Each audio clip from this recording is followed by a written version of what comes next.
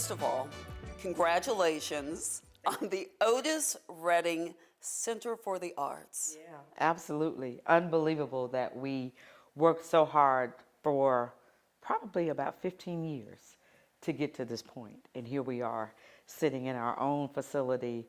We're so fortunate because for the past 15 years, of course, we've been borrowing space from Mercer University, Mount DeSales, wherever we could to implement our programs. And here we are sitting in our own 15,000 square foot facility to do exactly what we want to do. So yeah, we're excited.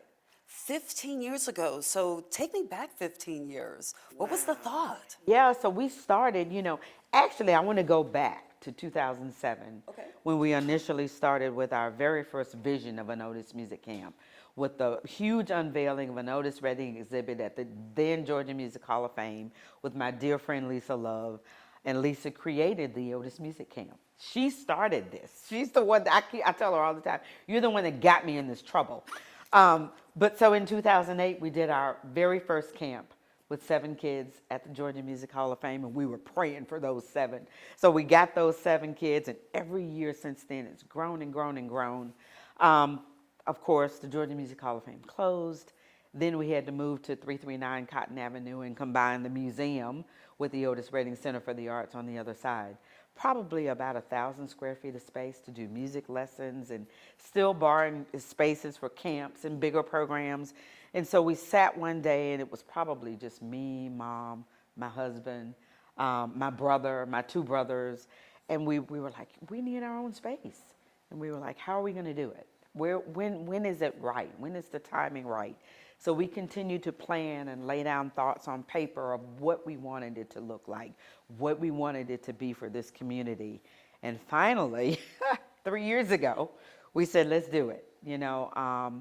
Mom walked out of Cotton Avenue at the museum and looked to her left at this space, and there was then a hole in the ground. The Nu-Way had burned. And she said, I think that's it, Karla. And I said, what's it, Mom? What are you talking about? And she said, I think that's our new Otis Redding Center for the Arts. And I said, how? how are we going to do this? And she said, well, I'll tell you what, I'll make a deal with you. I will buy the dirt, and you guys do the rest. And I said, that is a deal. You got a deal. Because I knew I had an amazing team of creative individuals who could help me plan and put together the thought process of how to make this building function. And we started construction. We started the capital campaign in 2021, broke ground in announced the location in 2022, broke ground in 2023, and here we are in 2025, opening the doors in March. It's such an amazing story, and thank you for the timeline and taking us back in history like that. That is so amazing. Your mom, $1 million for the dirt. Yes, because I knew, Mom believes in me and my team, my brothers, every step of the way. And one thing about her and Dad, even before he passed, their philanthropy was so important, and especially in music and arts education.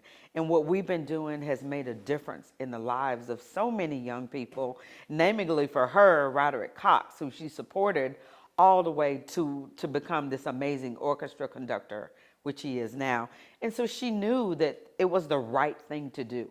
It was the right investment to make, not only in me and my team and my brothers, but also in this community, because this is what this community needs. I wanted to talk a little bit about the community because you look, your mom, of course, with the $1 million donation, that is huge, but you have so many corporations, foundations, companies, and individuals. What does that say about the Central Georgia community and the importance it puts on youth and the arts? Well, I think what it says is that we are responsible for the future of our young people. And we've got to continue to give them an outlet for something other than the routine academic day. We've got to give them the opportunity to be self-expressive, creative, and really feel special when they walk into a building. So having great friends like Virgil and Paula Adams, and of course the Kruger supported all of these individuals and corporations who felt like this was the right thing to do. It just says words, just testaments about how committed all of us are about the future of our community. Take me to some of the highs and lows, because I got to think there's got to be both ends of the spectrum. When you pull together, it's 15,000 square feet here in the heart of Macon. Talk to me about the highs and some of the lows, too. Well, you know, the highs was just sitting, planning, and what we wanted it to be, dreaming about what we wanted it to be. So we put all these dreams on paper, and then we have our architect team and our construction team, and my husband was a part of that. They had to really bring it to truth. Like, you may be dreaming this, but this doesn't make sense. This is not doable. Let's think about reality. Let's think about what we can really do. We understand you want this to be special, but let's be realistic about what we can do. Some of the lows, some of the challenges. You know, I think the challenges was, getting approved. You know, I didn't want a building that looked like a school. And of course, in the heart of downtown, you know, with the historic preservation of buildings, those requirements, they're like, you know, your design's a little too fresh. I'm like, well, I'm not doing it any different, so somebody's got to work with me. So we started out first, and I don't know if you remember, but, you know, we presented the plans, and they were like, well, it's just not going to fit. That building just doesn't fit. So I talked to my husband, and I was like, what do we do? What do you think we do to make it really kind of model, exactly be a complement to Hotel 45 while remaining consistent with the historic preservation of what downtown Macon is? And he said, you know what you need to do? You need to add a second story. And I said, add a second story? You want me to add, I don't know how many more millions of dollars you want me to raise for this, but he was like, but I tell you, it will really balance out what you're trying to do, because right now you really have a flat top building and it doesn't fit. So adding that second story just made all the difference in the world, because we only have one time to do this, and the one time is now. And so we have already grown to capacity, but we can serve, you know, up to 200 kids in this building, which is just amazing for us. There's just so much joy that's going to come out of this building. Let's talk about our location, because we are here in the heart of downtown Macon. You talked about, you know, the challenges, but the benefits too. Why was it so important to have it located right here? Well, you know, the thing was, I think about, you know, Dad's connection to Cotton Avenue. He, you know, his offices were right up the street on Cotton Avenue, and then Mom's always had businesses on Cotton Avenue. We had our other shoe store at the corner of 2nd and Cherry. Downtown was where we knew we wanted to be. We're not just targeting North Macon, East Macon. We want the entire community, including Warner Robins and Dublin and all of the surrounding counties, to be a part of what we are doing in this building. And being centrally located here makes it accessible for everyone. Explain for people who may not understand, how does this building operate? Who does it serve? I mean, and we're talking about the community, but just, you know, kind of day in and day out, so people understand its purpose. Yes, so really our primary purpose is to serve kids ages 5 to 18. And whether that's an after-school program during the academic school year, or in the summer, it'll be it'll be every day. Every single day we will have young people in this building. But while the kids are in school during the academic school year, we want to be able to serve seniors and offer them some music program and vocal lessons and group piano, group guitar. We want to be able to service other individuals as well and invite them to come into this building and experience what the young people get to experience in the afternoons. So, you know, we're not open necessarily to the public. all day because it's kind of private. It's not where you can just come in and tour any time of the day. But what we will do so that the community can stay engaged and understand the changes and what happens in this building, we'll do a series of open houses, just like schools do. We'll do a series of open houses for people to come in, invite young people to come in and see what's going on in here, and just want to keep them engaged and know that this is for you. This is your building. We just happen to be hosting you in this building, but it is for you. That is fantastic, and thank you for explaining that, because I don't want people to think, hey, knocking on the door, let me in. Every day from Hotel 45, all day long, it's like, how do we get in the building? We're like, you can't just come in the building. You don't get in the building. But we do have the Otis Redding Museum down the street, so please go visit the museum at 339 Cotton Avenue. Very good. Yes. Let's talk about the area that we're kind of sitting adjacent to. This is the amphitheater, is that correct? That's behind you. This is the Zelma Redding Amphitheater, made possible by the very generous gift of Benji Griffith, the Griffith Foundation. He and my mom, Zelma, remain very close friends. And when we talked to Benji about being supportive of this project, the first thing he said, I want something with Zelma's name on it. He said, and I was like, okay, well, he was like, Otis has everything.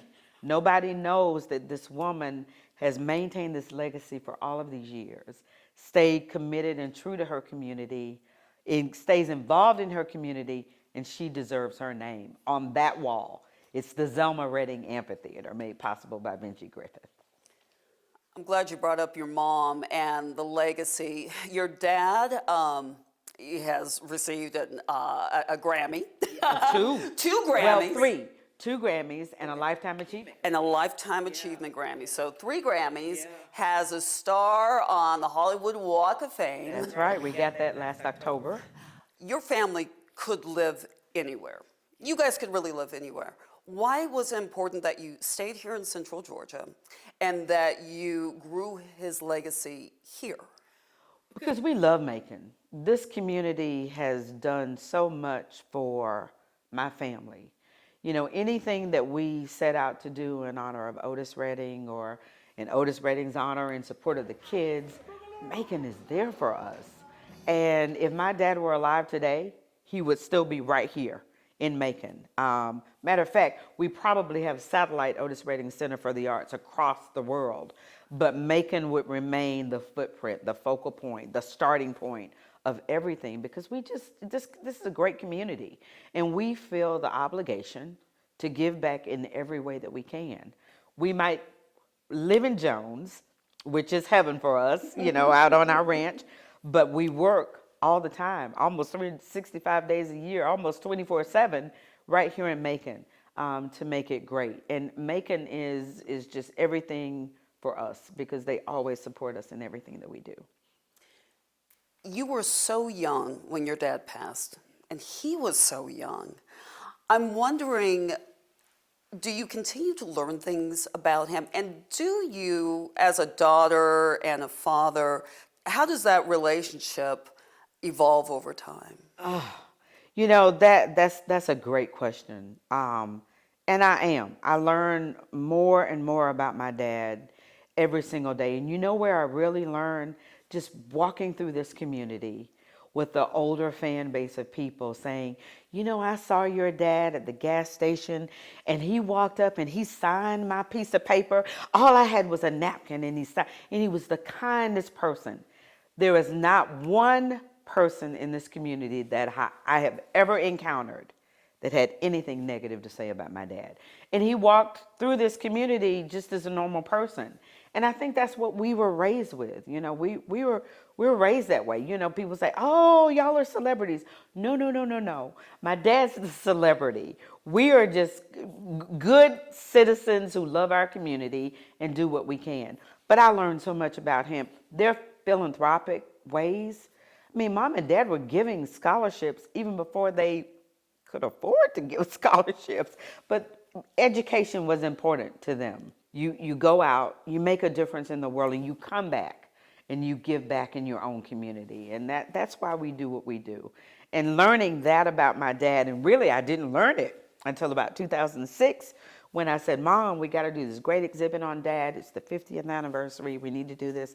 And that's when I started uncovering things that he's done, you know, businesses that he had created, things that he was planning to do in this community, i.e. the Capricorn Studio, which is the name of it now, but that was my dad's studio even before it became Capricorn. So he was already planning to bring individuals into this community to record and to do business.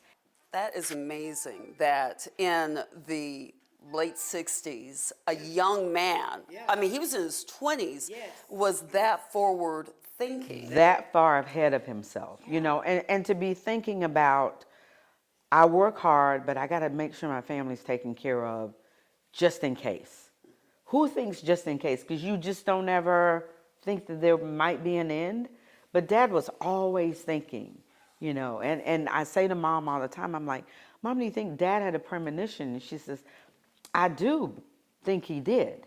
Because he would often say to me, I would say to him, Otis, what do I do if something happens to you? I don't know anything about this business. And he said, you are very smart and you will find out. You will figure it out.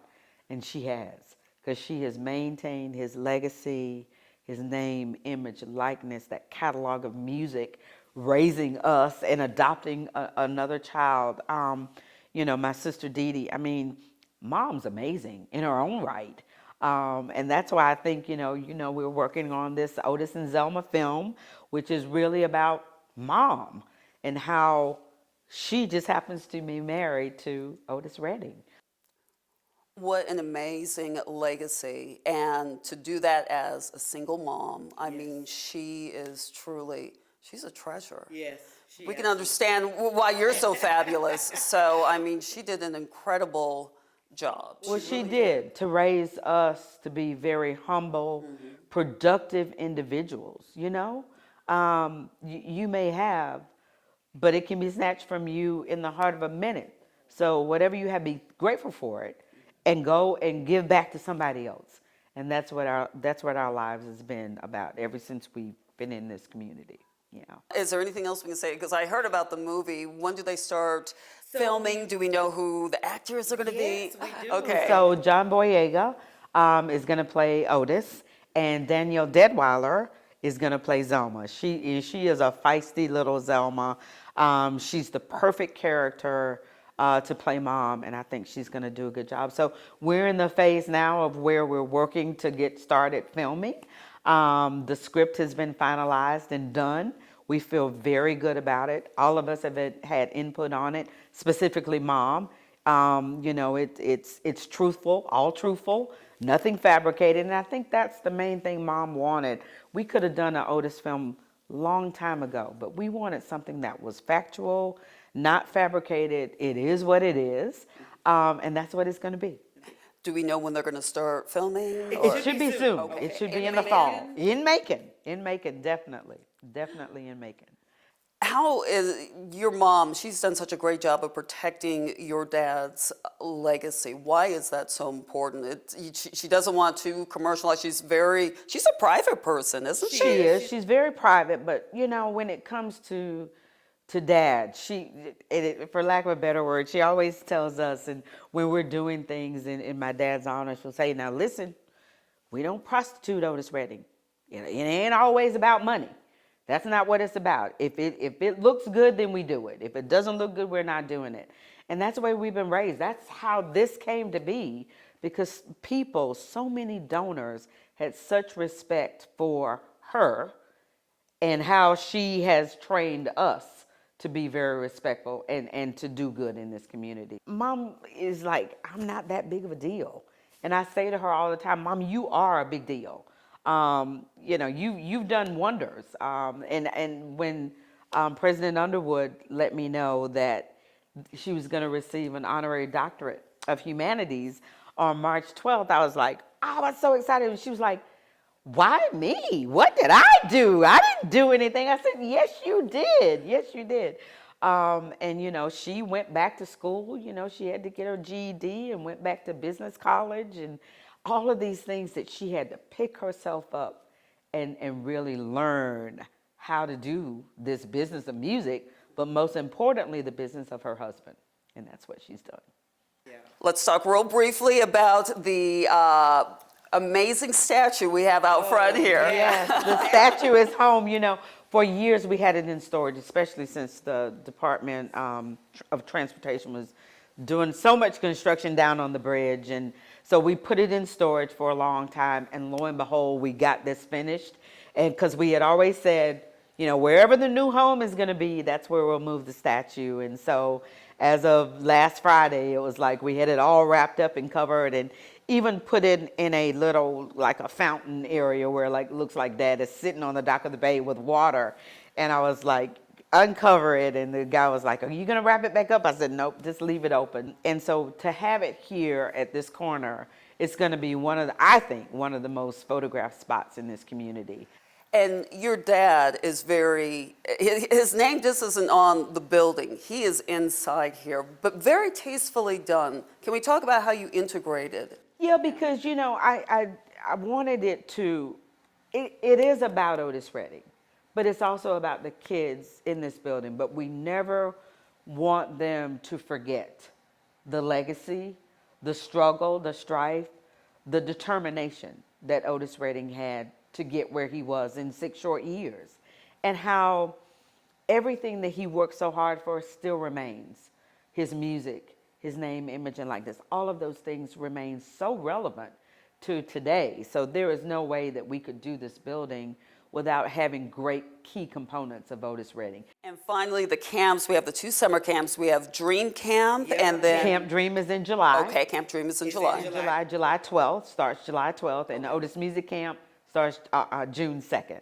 And both of those have 50 kids. We currently have a little bit of a waiting list, but that doesn't mean some won't fall out. So if you're interested, you know, please just give us a call here at the Otis Redding Center for the Arts, or go to otisreddingfoundation.org.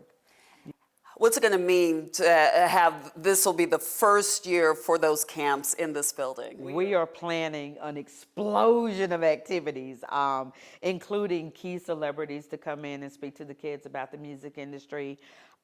We've got just amazing things planned. My team is right in there now planning what we do for the first Otis Music Camp here at the Otis Redding Center for the Arts.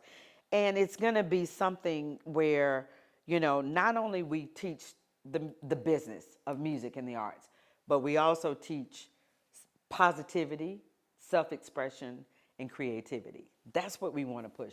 And when they leave us in those 3 weeks of those camps, or the 2 weeks of the Camp Dream, we want them to feel very self-empowered, to know that if whatever you set your mind to do, you can do it. I understand your teachers are not called teachers. No. What are they called? So, you know, for the longest, our teachers, for lack of a better word, were called coaches. You know, they were coaches. On the back of their shirts, they were coaches. Well, now they're orchestrators. They're master orchestrators and junior orchestrators, because that's what they do. They orchestrate the magic that happens in this building. Is there anything else that you want to talk about or that you would like to include that I did not ask? I think we covered everything. You know, really what I want to say is to the community of Macon Bibb, to the state of Georgia, because this is going to be something that even the state of Georgia, we want you to be proud of that as well. The support that's always been given to the Redding family is undyingly appreciated, always. And we will continue always to make Macon Bibb and the state of Georgia proud.